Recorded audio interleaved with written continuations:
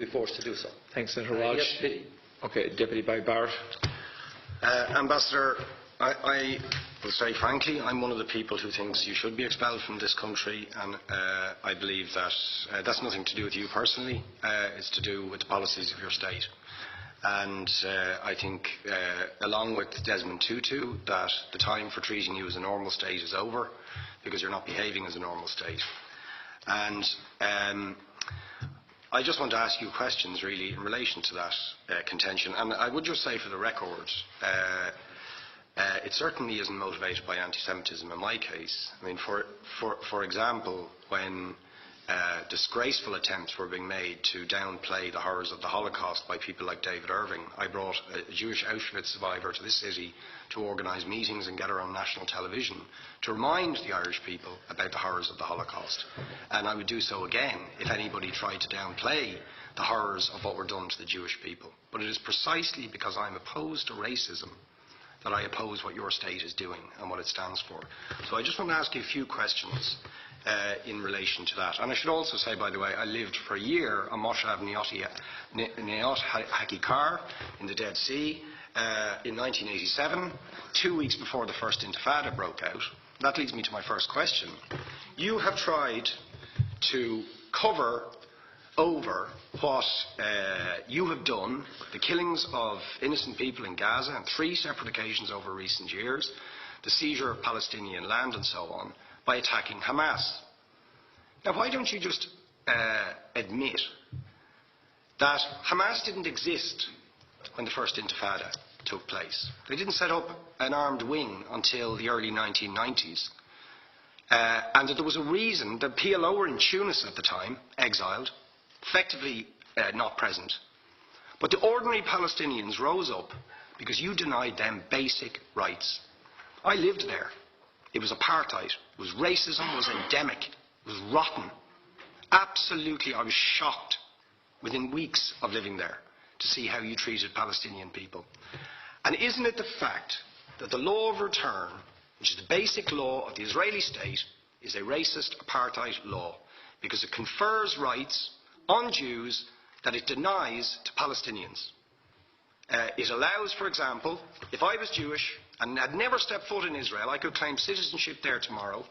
But 6 million people whose origins are in what you now call Israel, who were forced out in 1947 or 48, do not have that right. Isn't that part of the reason why the Palestinians are in dispute with Israelis? Because you deny them the right to return to their homes and to their land and to their villages, and that they have a legitimate claim, even under international law, to return, but you deny them that right. Why do you deny them that right? And why do you give that right to other people who have no connection whatsoever with the land, whether you call it Israel or whether you call it Palestine? Why do you continue to seize land, if you're serious about Oslo and the two-state solution? Why do you continue to seize land, which under that agreement is land designated to be Palestinian land? 500,000 people, most of which has taken place since Oslo. You allow that to happen. Why do you allow it to happen if you're serious about giving this land to the Palestinians? It's absolutely extraordinary. And it just, are you not just taking us, Ambassador, for idiots? That you can say with a straight face, we're serious about peace, but while we're serious about peace, we're going to seize Palestinian land. And you expect the Palestinians to just sit back and do nothing about that. And the world to accept that that is an acceptable way to behave. And you asked earlier on, could we have some constructive solutions? Now you know what the Palestinian people have been asking for. Far less even than some people would ask for. Because I believe the whole apartheid system should be dismantled. But what they've asked for is to lift the siege of Gaza. Just to lift the siege of Gaza. Let them have an airport. Let them have ports. Let them not be dictated to by a government for whom they do not vote as to what can go in and out of their territories, whether they will have power, whether they will have clean water, whether they will have medicine. What makes you think you're allowed to have nuclear weapons and the 4th biggest army in the world and visit destruction on the people of Gaza, but they have no right defend themselves.